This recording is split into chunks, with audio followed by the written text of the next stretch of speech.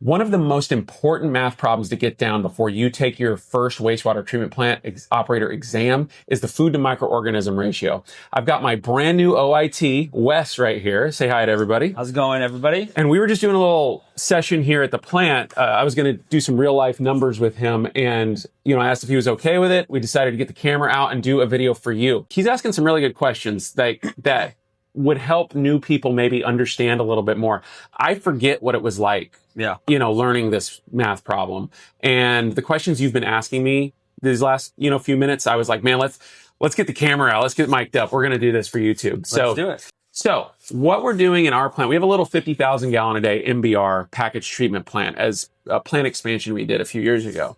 And it's good for me to see where the biology is, especially when the plant right now is running really well. It's in a really good spot. So for me, I'm like, well, what's my F to M? So I know it likes it right here at this point in the year, at this point of in temperatures outside and everything like that. So our lab results here, I've got my BOD that came in from my primary clarifier, not raw influent into the plant. If you have a primary clarifier, we are talking about BOD entering aeration, okay? If you do not have a primary clarifier, then yes, that would be the raw influent BOD, but pay attention to that, okay? I've got my aeration TSS. TSS equals MLSS in this context. I did a whole whiteboard segment on that. I'll put it in the links below. Aeration VSS is 4,600 milligrams per liter. VSS is MLVSS in this context, okay? We got that from this number here times 0.88. Well, no, I got that number. Good question. I got that number from the lab. From the lab. But how it will present on your exam is you have an MLSS of 5,200 milligrams per liter, 88% of which is volatile. They're typically not going to give you the VSS in your earlier exams. I have seen it on later exams that they just give it to you so that you can get on with the more complicated math problem. But great question. Yeah. The reason we have 0.88 is because I wanted people to know how it would present. Gotcha. Yeah. No, I just had them run a VSS sample at the lab. So what we're solving for is pounds of BOD per day entering aeration divided by pounds of MLVSS, not really per day. That's not true. MLVSS in aeration. Okay? So, Wes, on this given day, April 9th, 2026, our BOD entering aeration was 180 milligrams per liter. Our influent flow using the flow meter was 45,590 gallons, okay? Our aeration TSS was 5,200 milligrams per liter. Don't really need that for this, but for your question, that's why I have it in there. Gotcha. Really, this is the number I want, is my MLVSS, okay? 4,600 milligrams per liter. This is a representative number of the microbes. Okay, the difference between 5,200 and 4,600 is inert matter that wouldn't do anything to treat the BOD. And so my aeration basin volume is 29,000 gallons. It's not a very big plant, small little package treatment thing, but it doesn't matter what size plant, you got to run these, okay? And the plant you're going to get tested on in your exam, it's going to be much bigger numbers, but in the end, you're going to have a ratio in a decimal form. Yeah. Okay, so first of all, we're going to solve for pounds of BOD per day. So my influent flow is 45,590 gallons. I'm just going to divide that by 1,000,000, and we're going to say that is 0.045 mgd. I'm just going to drop those 590 off. It doesn't move the needle that much. Times 8.34 pounds in a gallon of water. That's just a conversion number. Times 180 milligrams per liter. That's my influent BOD into aeration, divided by my aeration basin volume, 0.029 mg, times 8.34 pounds in a gallon of water, times 4,600 milligrams per liter, 4,600 milligrams per liter. So 0.045 times 8.34 times 180. Go ahead and put that in your calculator and tell me what you got. 67.5. Okay, 67.5. We're going to just move it down here. Pounds BOD per day divided by 1107. 1107 pounds of MLVSS. Okay, so now divide 67.5 divided by 1107. 67.5 divided by 1107 equals 0.06. 0.06. And that's a pretty good F to M for what we're doing. We're doing BNR, biological nutrient removal. Right. You can have ratios. So conventional would be like 0.2 to 0.5. Should always be a decimal number. Okay, the BOD should be significantly less than the pounds of MLVSS, right? And then your extended aeration is extended aeration, which is a membrane bioreactor, is a form of extended aeration. Those F-to-M ratios can be as low as 0.015. Very, very low. Very low. Okay.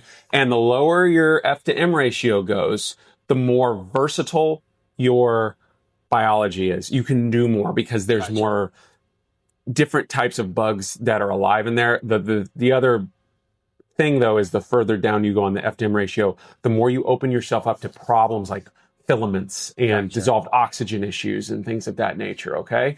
So do you have any questions about this at this point? Yeah. So obviously at our plant, our flows are going to fluctuate, right? We're in a small beach town. Yeah. As holidays come and go, people come and go from our plant, our flows are going to fluctuate. Are you keeping an eye on those kinds of things to make sure, you're, dialing in our MBR? Can you explain or talk a little bit more about, what you're looking at, as flows start to change? Yeah, absolutely.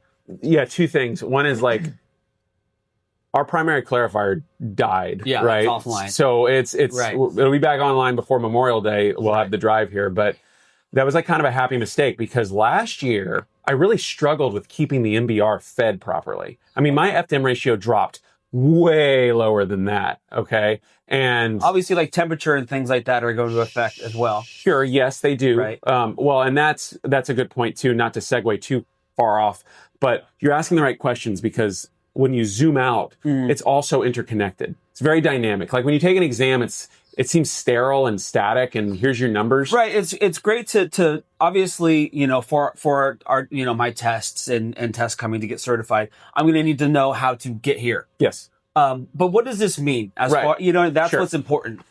For sure. So something I ran into last winter and the winter before when the MBR was online was I just didn't have enough food. My primary clarifier is a little overbuilt for the flows we get, and we were just getting tons of BOD removal in there. And so I was getting, these numbers were like 170 milligrams per liter, like not 170, 100. Yeah, and then sometimes 70 milligrams per liter. Quite a bit less. So that's going to drop my F-to-M ratio big time. Yeah. I ended up actually in December having a foam over. Temperature played a role into that. Okay. But colder temperatures. Yeah. But what I found when the primary went offline, and something I hadn't actually decided to do, I was always kind of scrambling, trying to keep this in check. Some people would add food.